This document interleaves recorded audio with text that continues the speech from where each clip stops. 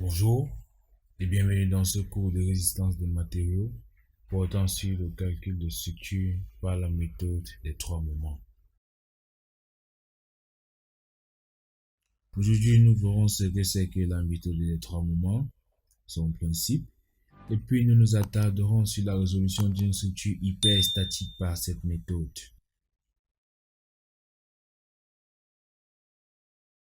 De prime abord, nous dirons que la méthode des trois moments, ou méthode de Clapeyron, est une méthode bien adaptée pour la résolution des poutres continues car elle permet de déterminer les moments sur les appuis intermédiaires de la poutre. Pour ce, on procède par découpage de la poutre continue en travées indépendantes, puis on introduit des moments MI sur les appuis I comme des inconnus hyperstatiques à déterminer. Il est important de noter que, pour le moment, on néglige l'effet de l'effort tranchant sur la poutre. La méthode des trois moments est régie par quelques principes, dont le premier est qu'une poutre est dite continue si elle repose sur deux appuis. Le deuxième principe de cette méthode est que les appuis dits intermédiaires sont obligatoirement des appuis simples. Et le troisième principe est que les appuis aux extrémités sont soit des appuis doubles, soit des encastrements. Alors, pour la suite de ce cours, nous choisirons de nommer les appuis de 0 à n, les travées de T1 à Tn et bien sûr les longueurs de ces travées de L1 à Ln. Prenons des exemples plus concrets pour identifier le nombre d'inconnus à déterminer pour chaque cas. Le premier cas est celui dans lequel nous avons la présence d'un appui double comme appui dérive.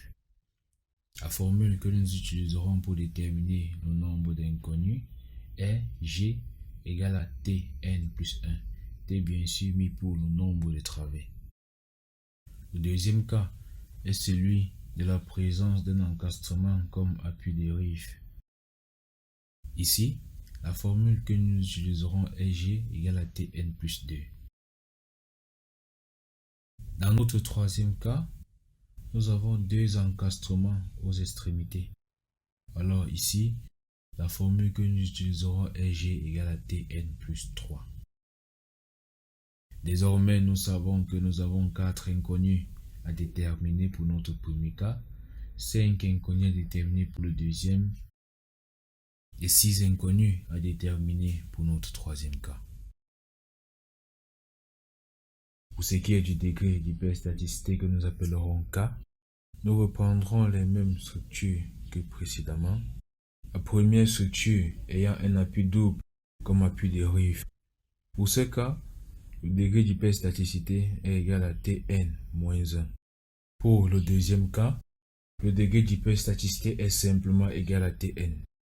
Enfin, pour notre troisième cas, le degré d'hyperstaticité K sera égal à Tn plus 1. Bien sûr, on peut soit utiliser ces formules ou encore utiliser la formule de détermination du degré d'hyperstaticité vue dans la vidéo précédente. En vue de déterminer l'équation des trois moments, nous allons prendre la structure que vous voyez à l'écran, une structure qui comporte un appui double à l'une de ses extrémités. En utilisant la formule vue précédemment, on peut évaluer son degré d'hyperstaticité et on trouve 3 dans notre cas. En vue de déterminer les moments MI-1, MI et MI plus 1, respectivement pour les appuis I-1, I et I plus 1, nous allons supprimer les deux appuis dérive et considérer que chacune des charges appliquées à la structure induit une rotation au niveau des appuis intermédiaires telles que la somme des rotations à gauche et à droite au niveau de chaque appui soit égale à 0. Dans cette relation, les rotations phi I à gauche et à droite sont dues aux charges extérieures, tandis que les rotations phi' I à gauche et à droite seront dues au moment fléchissant. Il sera donc question pour nous de déterminer ces rotations. Nous allons donc considérer dans un premier temps à partir de la structure qui se situe entre l'appui I-1 et I. Sur cette partie, s'applique à la fois le moment MI-1 et MI. Par la méthode de superposition, nous pouvons donc subdiviser notre structure en deux sous-structures, chacune d'elles soumise à un moment précis. Juste en dessous, nous avons donc le diagramme de moment fléchissant pour chacune des structures. En appliquant maintenant la méthode des paramètres initiaux, nous allons supposer qu'une force répartie de la forme de notre moment et de l'intensité située juste à côté s'exerce sur notre structure. Le but de cet exercice étant de déterminer la réaction à l'appui I, RI. Après calcul, on trouve les valeurs des réactions RI pour chacune des sous-structures. En additionnant ces deux valeurs, on obtient la rotation à gauche de l'appui I.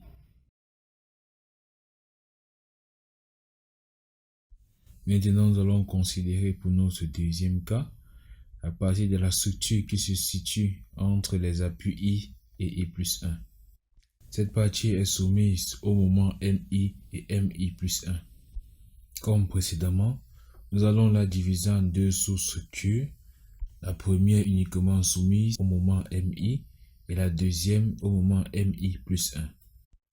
Nous allons aussi déterminer pour chacune des sous-structures le moment fléchissant qui se situe en dessous. Puis en appliquant la méthode des paramètres initiaux, nous allons supposer une force répartie sur la structure, la forme du moment et l'intensité située juste à côté. Le but de ceci étant aussi de déterminer la réaction à l'appui I, RI.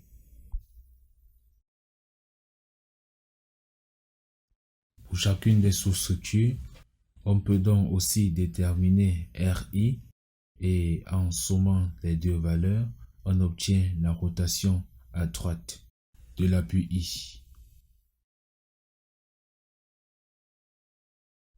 Considérant bien sûr que la somme des rotations est égale à 0, et ayant calculé phi' à gauche et à droite du point I, on peut donc remplacer cette somme dans l'équation initiale, et après des opérations de réduction, on obtient MI-1 fois LI-1 plus 2 facteurs de LI-1 plus LI fois MI plus MI plus 1 fois LI, ce qui est égal à moins 6 IE fois les rotations à gauche et à droite de l'appui I dû aux charges extérieures s'appliquant sur la structure.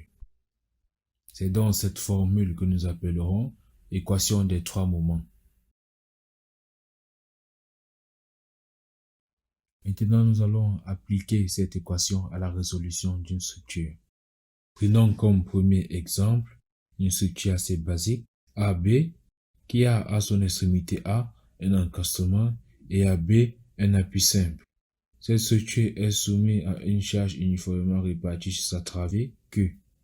Alors, la méthode des trois moments voudrait que, lorsqu'on a un encastement, qu'il soit substitué par une poutre fictive qui a à l'une de ses extrémités un appui double et à l'autre un appui simple. Considérons aussi L0 comme la longueur de cette poutre fictive. Lorsqu'on centre notre équation sur l'appui 1, on obtient M0 fois L0 plus 2 facteurs de L0 plus L1 fois M1 plus M2 fois L1. Tout ceci égale à moins 6 EI fois la somme des rotations à gauche et à droite dues aux charges extérieures à l'appui 1. Sachant que les appuis 0 et 2 sont des appuis de rive, leurs moments seront égaux à 0.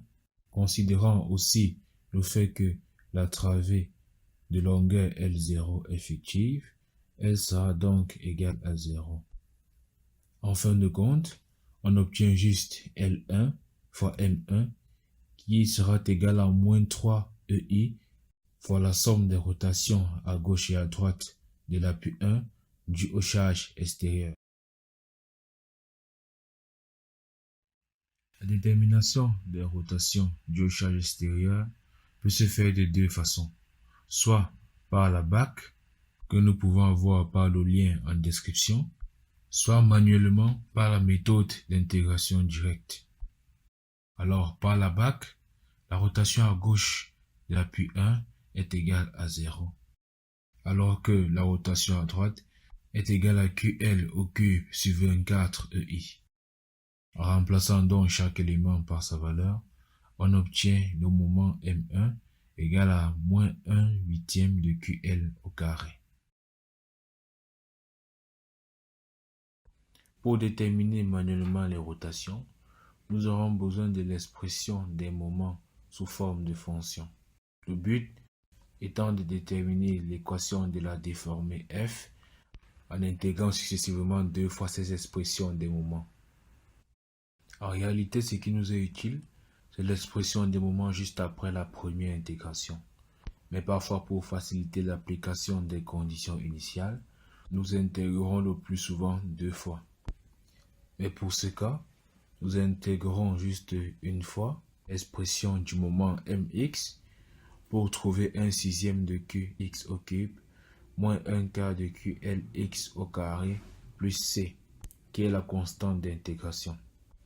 Afin de déterminer cette constante, nous appliquerons la condition initiale de f de 0 après la première intégration égale à 0.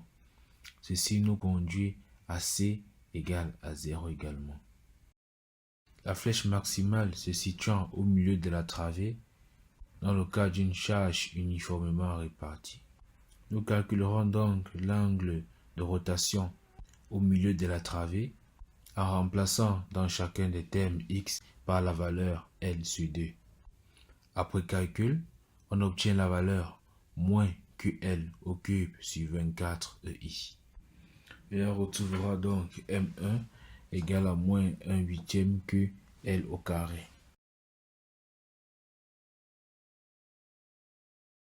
Connaissant maintenant la valeur du moment M1, nous pouvons déterminer les réactions aux appuis en séparant notre structure en deux sous-structures par la méthode de superposition, la première étant soumise uniquement à la charge extérieure Q et la deuxième structure au moment M1.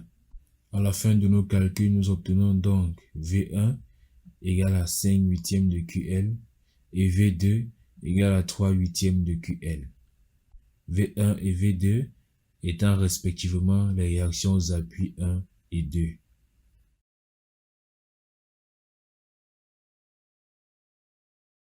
En guise de deuxième exemple, considérons maintenant une poutre reposant sur 4 appuis, dont un appui double à l'extrémité. Cette poutre est chargée sur la travée AB par une charge ponctuelle P1, sur la travée BC par une charge uniformément répartie Q, et sur sa travée CD par une charge ponctuelle P2. Pour faciliter les calculs, attribuons la valeur d'1 mètre aux travées AB et CD et 3 mètres à la travée BC. Lorsqu'on centre notre équation des trois moments en B, on obtient MA L1 plus 2 facteur de L1 plus L2 MB plus MC fois L2, ce qui est égal à 6 EI fois la somme des rotations dues aux charges extérieures à gauche et à droite en B. Considérant le fait que l'appui en A est un appui de rive, le moment MA sera égal à 0. On trouvera finalement 8 MB plus 3 MC, ce qui nous donne moins 6 EI fois la somme des rotations à gauche et à droite en B dues aux charges extérieures. De même, lorsqu'on centre notre équation des trois moments en C, on obtient MB fois L2 plus 2 facteur de L2 plus L3 fois MC plus MD fois L3, ce qui est égal à moins 6 EI fois la somme des rotations à gauche et à droite dues aux charges extérieures en C. D étant un appui de rive, MD sera aussi égal à 0. On obtiendra aussi 3MB plus 8MC égale à moins 6EI fois la somme des rotations dues aux charges extérieures à gauche et à droite en C. Il en ressortira donc le système d'équations que vous voyez à l'écran qui nous permettra de déterminer les moments MB et MC.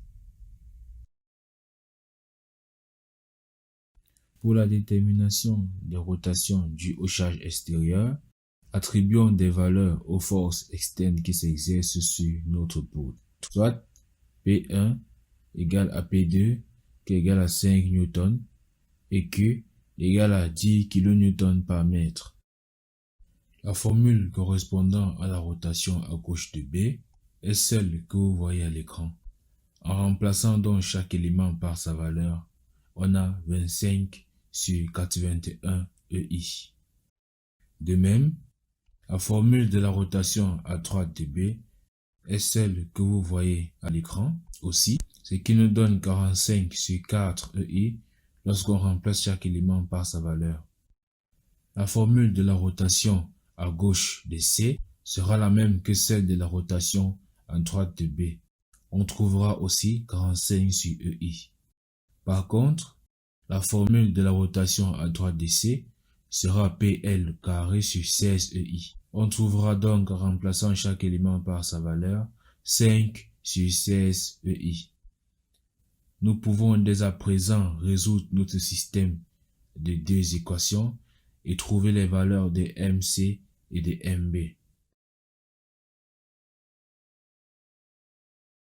Pour ce qui est maintenant de la détermination manuelle des rotations dues aux charges extérieures, il serait préférable pour nous de subdiviser notre structure en trois parties, dont la première est la partie qui se situe entre A et B, et il sera donc question pour nous de déterminer la rotation en B.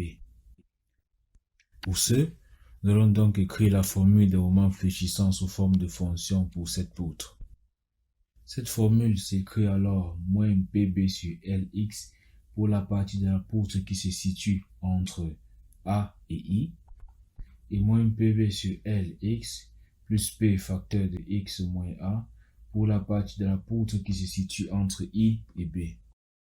Pour ce cas, la détermination des constantes d'intégration nous obligera à intégrer deux fois la formule du moment, bien que l'expression qui nous soit utile soit l'expression juste après la première intégration, sachant bien sûr que l'expression après la deuxième intégration nous aide à déterminer la flèche.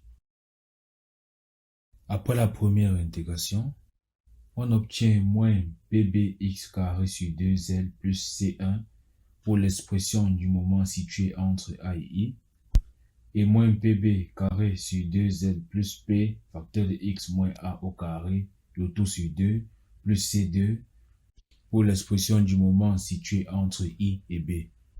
Après la deuxième intégration, on obtient moins PBX au cube sur 6L plus C1X plus C3 pour l'expression du moment situé entre A et I. Et de l'autre côté, on obtient moins PBX au cube sur 6L plus P facteur de X moins A au cube sur 6 plus C2X plus C4 pour l'expression du moment qui se situe entre I et B. Alors pour déterminer les coefficients C1, C2, C3 et C4, nous poserons certaines conditions. Pour X égale à 0, nous aurons FAI qui est l'expression de la deuxième intégration du moment qui se situe entre A et I, égale à 0. Pour X égale à petit a, qui est la distance allant de A à I, nous aurons F'AI qui est égal à F'IB. Sachant bien sûr que ces deux éléments sont les premières intégrations des expressions du moment. Avec cette égalité, on peut établir C1 égale à C2. Lorsqu'on donne encore la valeur de A à X, et lorsqu'on prend cette fois-ci les expressions du moment après la deuxième intégration, on obtient C3 égale à C4 égale à 0. Avec ces trois conditions, on peut donc établir C1 égale à C2 égale à PB facteur de L carré moins B carré, le tout sur 6L. Lorsqu'on remplace C1 et C2 dans chacune des expressions du moment, et après les opérations de réduction, on obtient pour la rotation en A, P AB sur 6L EI, facteur de L plus B. Et pour la rotation en B, on obtient moins P AB sur 6L EI, facteur de L plus A. Par le même procédé, vous pouvez vous exercer à déterminer l'expression des rotations pour les autres parties de la structure. Après avoir évalué les rotations, nous pouvons donc revenir sur notre système de deux équations à deux inconnus et déterminer ces inconnus que sont MB et MC. Pour notre cas, MB sera égal à moins 6,3 kN/m et MC sera égal à moins 6,3 kN/m également. En revenant sur notre structure principale et en considérant chaque action, que ce soit les charges externes et internes, et bien sûr les réactions, nous choisissons pour faciliter nos calculs de maintenir notre structure subdivisée en trois parties comme vous voyez à l'écran. Pour chaque partie, nous allons déterminer les réactions aux appuis, considérant bien sûr les charges qui s'y appliquent. Pour la partie 1, et considérant juste les réactions aux appuis dues au moment, on aura V0 égale à moins 6,3 kN. V1 sera aussi égal à 6,3 kN. Considérant maintenant les réactions aux appuis dus aux charges extérieures uniquement, on aura V0 égale à 1,67 kN et V1 égale à 3,34 kN. Pour ce qui est de la deuxième partie de notre structure, les réactions aux appuis dus au moment seront V1 égale à 0 kN et V2 0 kN. En ce qui concerne les réactions aux appuis dus aux charges extérieures, nous aurons V1 égale à 15 kN et V2 égale à 15 kN. Considérant cette fois-ci la troisième partie de notre structure, les réactions aux appuis dus au moment seront V2 égale à 6,3 kN et V3 égale à moins 6,3 kN. Pour ce qui est des réactions aux appuis dus aux charges extérieures, nous aurons V2 égale à 2,5 kN et V3 2,5 kN également. On peut maintenant déterminer les valeurs totales des différentes réactions aux appuis en sommant toutes les valeurs trouvées précédemment. Pour l'appui en 0, V0 total sera égal à moins 4,63 kN. Pour ce qui est de l'appui en 1, on aura V1 total égal à 24,63 kN. Pour l'appui en 2, on aura V2 total égal à 23,8 kN. Enfin, pour l'appui en 3, on aura V3 total égal à moins 3,8 kN. Vu le signe négatif des valeurs de V0 total et de V3 total, nous devons donc changer le sens des réactions. Après cela, nous pouvons donc nous exercer en déterminant le diagramme des efforts tranchants et des moments. Ce qu'il y a à retenir de ce cours, c'est que la résolution d'une structure hyperstatique se fait par plusieurs méthodes parmi lesquelles la méthode des forces, la méthode des déplacements et la méthode des trois moments que nous avons vus durant ce cours. Nous devons aussi retenir que le calcul des rotations dues aux charges extérieures peut se faire de deux façons, en utilisant la BAC ou en déterminant manuellement les formules par la méthode de l'intégration directe. Enfin, nous devons aussi retenir que la réaction à un appui donné est la somme des réactions de cet appui lors de l'application des charges extérieures et des moments.